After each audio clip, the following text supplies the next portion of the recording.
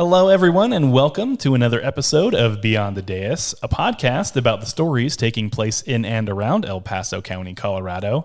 I'm your host, Scott Anderson, and today I am joined by Robert Bannister, the district engineer with Widefield Water and Sanitation District. How are you doing today, Robert? I'm doing good. How are you doing, Scott? Doing good. Thanks for having me. I really appreciate it. Before we get started today, I want to add that if listeners are interested in more stories about people doing good in and around El Paso County, or hearing from county leadership about local government priorities and how they operate, you can find additional episodes of this podcast on your podcast platform of choice. But to get into things, Robert, I was wondering if you could give some of your background prior to coming here to Widefield Water District. Yeah, I graduated from Colorado State University in Pueblo, and I've worked in water mostly since about 2008. And prior to coming here, I was a consultant up in Denver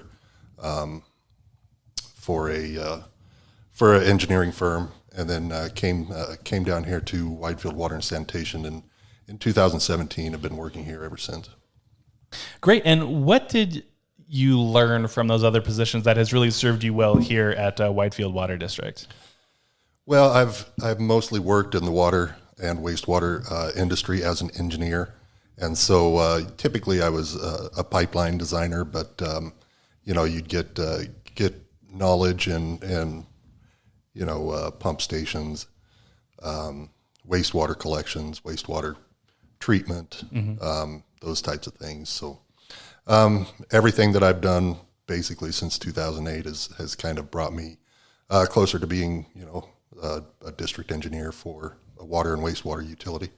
Awesome. And so can you share some of your role here at Widefield Water District? What is it you do here, and what role does the water district itself play here in the community?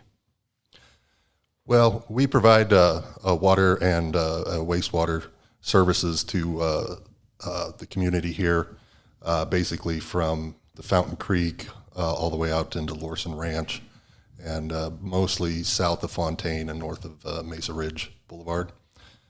Myself at the district, as you said, I'm the district engineer. So basically, check our specifications to make sure contractors are installing things correctly. Work with our operators to make sure inspections are done on installations in the city, or not the city, in the community. Mm-hmm. Then part of my job is for long-term planning purposes. To see how, where we need to be future, looking 20, 30, 40 years down the road, to see where we are and what needs to be improved. And then once we figure out the improvements, I'm usually the one that works with the consulting engineers to get designs done, and then work with contractors to get the projects built and constructed. Oh, very good. So approximately how many people does Widefield Water District serve, and what communities do you serve? I know you mentioned south of Fontaine, north of Mesa Ridge, but are there any specific communities within that region?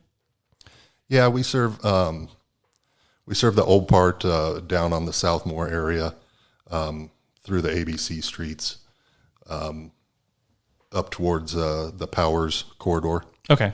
And then from there, we serve the Glen, which is a large community down here, Lorson Ranch, Trails at Aspen Ridge, and then the Mesa Ridge community. And then we're looking at a new community kind of farther northeast, which is called Rolling Hills Ranch. Oh, okay.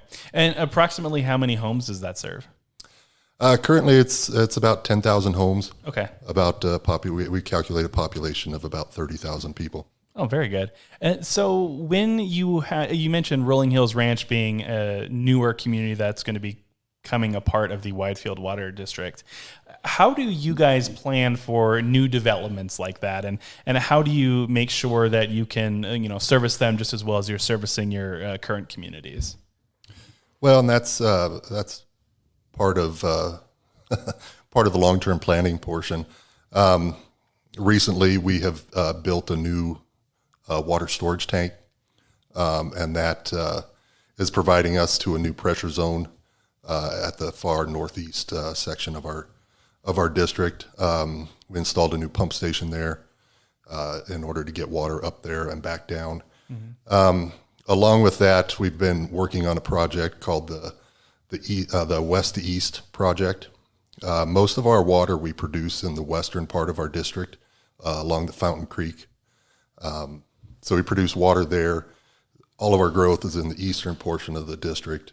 So we've been doing this West to East project where we're upgrading everything to move more water from where we produce it to where it's needed in the east. And this also helps the other community, the western part of the community, by getting better water quality coming through there. Okay. Yeah, very good. I want to get into talking about some of those projects now. And so after submitting your grant request to the county, Widefield Water and Sanitation District was awarded $1.5 million of ARPA funding. Can you talk specifically about what that money has gone to fund? Yeah, the grant money we requested for a project that we called the Booster 2 project. Like I mentioned before, we have this West to East overall project that we're looking at. And what it does, like I said, it moves the water from where we produce it in the west to the east. So we started off probably in about 2012, 2013. We started what was called the Lower West to East project, which was to upgrade our system to a new 24-inch water main that could move additional water from the west. And the Lower West to East, we went from the treatment facilities in the west to our Booster 2 station, which is kind of in the middle of this project. So then after we got that done, the next stage was to upgrade the booster station to be able to pump more water up to our large storage area at what we call the tank farm. And then additionally with that, we needed to do the Upper West to East project, which would be another 24-inch pipe going from the Booster 2 station up to the tank farm. And then everything gravity feeds off of this tank farm. So we were trying to upgrade everything to get more water up to this tank system, and then, of course, out east. And it also comes back to the west a little bit, too. So that Booster 2 project, that allows you to get the water out to all these different areas, your expanding district, more easily, I guess, or more efficiently? More efficiently. More efficient, okay. Yeah. The old pump station, we were stuck at kind of 1,900 gallons per minute pumping out of that pump station. This new pump station, we can go up to about 3,000 gallons per minute. Oh, wow. Okay. Or more. Okay. So it really gives us a good boost of extra water. And like I said, some of the problems was the pipe size, because you can only push so much water through a pipe. So we were pushing water through a 12-inch pipe that was pretty old, and it runs through a lot of backyards in some of the neighborhoods. So we were kind of wanting to get out of that, send it through a bigger pipe that can handle more flow, and get out of the backyards, get out of people's backyards, because it's not fun trying to work in somebody's backyard when you're having a problem. So no, I totally understand. So what does that increase in water flow do for your customers exactly?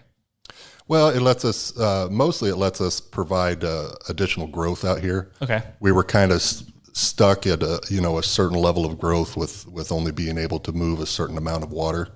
We can take like 5,500 gallons per minute out of the Widefield aquifer over by the Fountain Creek, but we were only able to move like close to 2,000. Oh, okay. So this is being the ability to get all of that we can produce out into the system where it's needed. Very good. And is that project complete at this point, or is there still some work to do? The Booster 2 project itself, we're kind of in the closing stages of the project. We're in the final contract closeout. One of the things probably that we had done when we got the grant was we had already designed, bid, and had already started construction on this project prior to getting the grant. So, as soon as we got the grant, we spent it right away, because we didn't have to go through a design process and going through the permit process. We had already done all that. So it just basically came out, and we were able to pay, use that money to pay pay the bills that we had currently coming in. Yeah, no, that sounds really great. And it seems like some really good planning ahead of time. I mean, when you're looking at projects that can take years in the case of water districts, I'm sure, how do you, I guess, plan for things like this where, these grant opportunities come along and you think, oh, maybe we're not going to be able to get to this, for 4 or 5 years. And then the grant shows up and, hey, actually we can get to this now. And like, how does that change plans, I guess, for the better?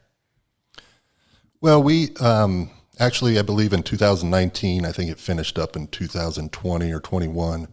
We had hired a consulting engineering firm to do a master plan for us. Mm-hmm. So during a master planning process, you really focus on a couple of different things. What do you need in the next 5 years? What do you need in the next 10 years? Mm-hmm. What do you need in the next 30 years? What do you need in the next 50 years? Sure. So we had that done, a few years before. And in the 10-year process, they actually give you, okay, you need to do this project in 2023. Mm-hmm. You need to do this project in 2025. You need to do this project. Well, they put it in there. We aren't quite following that as close as we should, but we do know that these projects need to be, we put them on our schedule mm-hmm. for those years and budget for that at the times coming up. Okay. Yeah, that makes sense. So I think, when you mention water plus new development, I think there's certainly a conversation that's happening right now. A lot of people might think, there's not enough water around for new development, or, we're, not meeting certain requirements or rule sets or anything like that. What would you say to those people to, I guess, maybe ease their minds a little bit about new developments coming into the Widefield Water and Sanitation District area and how you guys are able to meet those needs? Yeah, so we and probably every other water district has a finite amount of water rights. Mm-hmm. And those basically don't change. You can buy them and sell them. They come up a little less frequent than they probably used to. Anyway, so like I mentioned before, we had done the master plan. And part of that master plan was we took all of our water rights that we have and we allocated those to the different areas of developing properties. Okay. Also, during a development of a project, there's a lot of studying going on about, densities, what we can use. So they kind of take a certain amount of water. They say, the developers will come in and say, okay, I want to have so many homes per acre. They're going to need this much water. And then I'm going to have commercial, and it's going to need this much water, we're guessing. So there's a few things that happen in this. We worked with one developer, and they had put in part of their area was going to be recreation, so they were wanting to put baseball fields in there. Okay.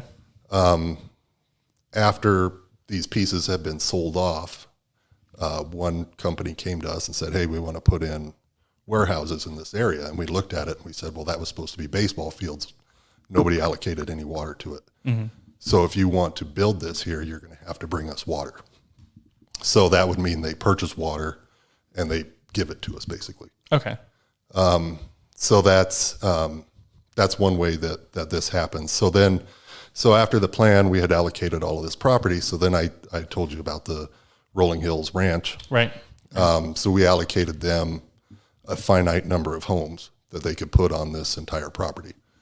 And they came to us and they said, well, we want to put like one and a half times that many homes on this property. So we said, well, you need to bring us water to cover that extra amount. Okay. So typically when a developer comes to us, we look at, what water we have, what we can provide. Mm-hmm. And typically we're like, if you want to, this is what we can offer you. If you want to do more than that, then you need to provide something to us to help. Okay. To help do that. Yeah. Their job to sort of make up that difference between what was previously allocated and what the ask is for. Yeah. Okay. And you say buy water, and I'm not the brightest light bulb out there when it comes to this sort of stuff. So how does a developer buy water exactly? I mean, obviously it has to be like a renewable amount of water. It's not like, okay, here's 50 gallons of water, we're good to go. Like, how do they go about buying water to make sure they do meet the needs that you are requiring? Well, that's kind of the tricky part, is because there's not a lot of basically water out there. The other item is it available for us to use? So we had actually purchased a water right up in Westcliff, but we found out we had no way to get that water from Westcliffs to Widefield Water and Sanitation. Probably an important point to have settled. Huh? Yeah. So, we ended up selling that again. But that's one of the things is it in an area where we can use it? Yeah. How much is it?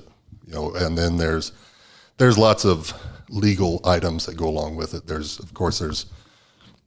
Colorado has what's called the water court, and it strictly does water rights and allocating water. So you have to, get this water, run it through water court, see how much water you're going to actually get out of this at the end. Because usually it'll come in and you're saying, I get 1,000 acre feet of water, run it through water court, and you're like, well, I only get 500 acre feet of water.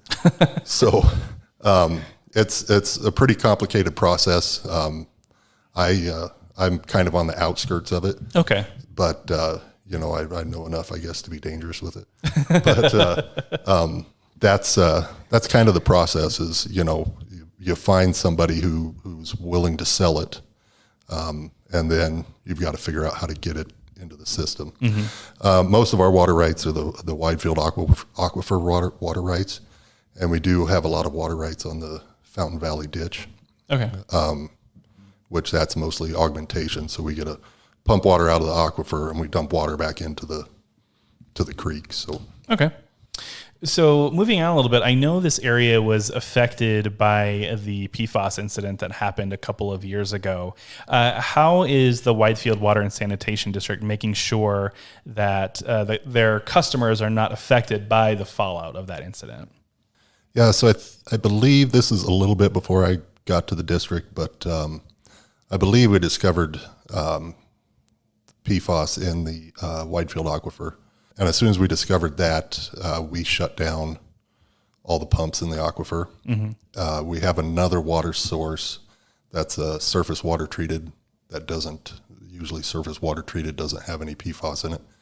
So we survived off of floating off of that source.